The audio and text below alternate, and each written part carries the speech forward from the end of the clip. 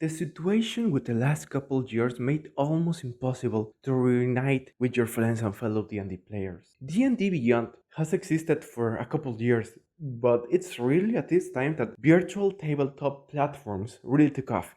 I recently bought FoundryVTT, even though I played with Roll20 for at least 3 years now. And I'm here to share my experience with both apps so you can make an informed decision. Is really FoundryVTT better than Roll20? Okay, so FoundryVTT has a medium-high learning curve. This means that if you're not really familiarized with virtual tabletops, you might find this difficult. It's actually a difficult tool to use for new players. Roll20 has a medium-low learning curve, as it's exactly like just clicking buttons in the character sheet. It's not like a character sheet in the video game, it's like an actual D&D character sheet, so it's pretty obvious, I think.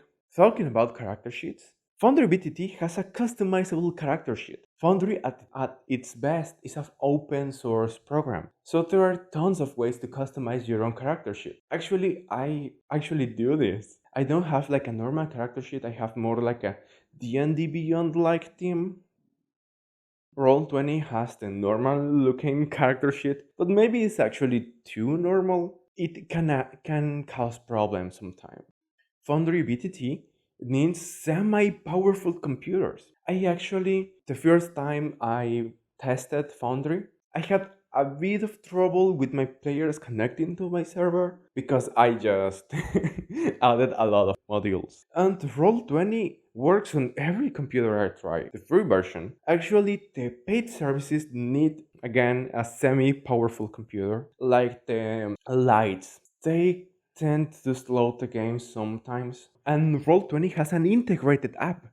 You can only see your character sheet, but it actually kinda works in a mobile browser. And in iPads, I had no problem. Where Foundry, you can't play with iPads. I mean, you can look just at your character sheet, but it doesn't work the same. Again, Foundry is an open source app. This means that if you dream it, you can make it. As long as you know programming languages, you actually can make anything you like. There's from HTML, from CSS, JavaScript, and Roll20 has a lot of integrations. I've seen a lot of plugins, but it has a lot of limitations actually. But you can put GIFs in there. That's a good thing, I think. With FoundryVTT, you have actually integrated access to all the free content, and actually, there's a lot of third-party content that makes free content for Foundry, so that's good. And Roll20 has a compatibility, so you can actually play what you want. With Foundry, you have a personal server. This means that if your players want to see their character sheet, they have to ask me permission to initiate the server. Where in Roll20, there's a dedicated internet server. So your players can look their character sheet at any time. I actually do this in the middle of the morning, just changing my spells, my druid or cleric spells.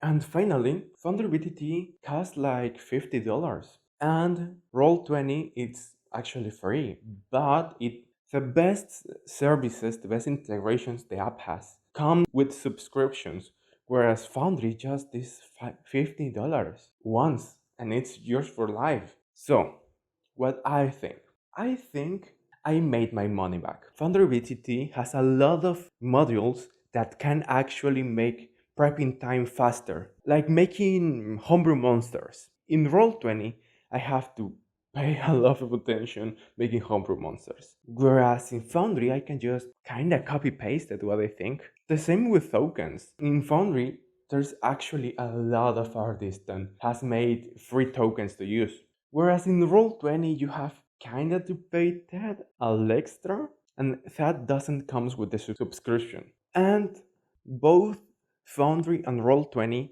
has a D&D Beyond integration, so you can actually play with your D&D Beyond character sheet. The same with Roll20.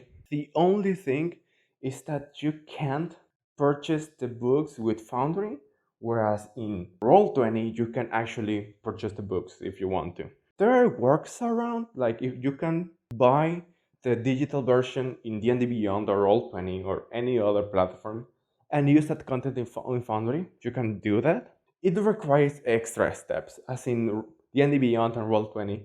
I know that it's just drag and pull. So yeah, I actually like Foundry, and don't see myself using Roll20 anymore when I DM. But if you're starting to use virtual tables, I think Roll20 is the best idea. I don't think that Foundry is the best way to start using virtual tables, but I think that $50 actually, I received more from that $50 than I paid. So yeah, that's it. Thank you for watching, and if you like this video and if you like a more in-depth review of every program I used, well, leave a comment and I'll see you guys next time. Thank you for watching.